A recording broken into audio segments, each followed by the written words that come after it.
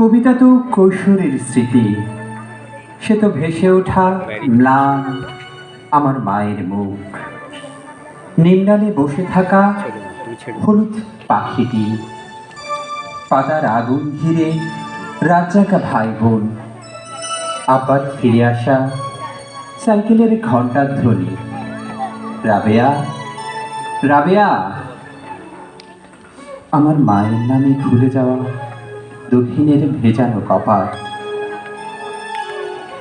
কবিতা তো ফিরে যাওয়া পার হয়ে হাঁটুচল নদী, কুয়াশায় ঢাকা পথ, ভোরের আজান কিংবা নাড়ার দহন, পিঠার পেটের ভাগে ফুলে ওঠা তিলের সৌরভ, মাঝে রাষ্ট্রে গন্ধ, উঠানে ছড়ানো জাল, আর বাঁশ ঝাড়ে ঘাসে ঢাকা দাদার কবর।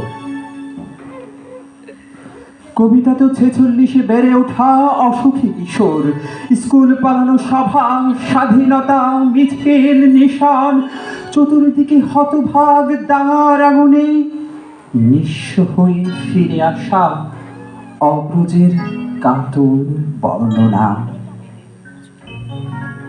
কবিতা চরের পাখি, পুরানো হাঁসের ডিম, গন্ধ ভরা ঘাস, ম্লান মুখ বৌটির দড়ি ছেঁড়া হারানো বাছুর, গোপন চিঠির প্যাড়ে নীল খামে সাজানো অক্ষর।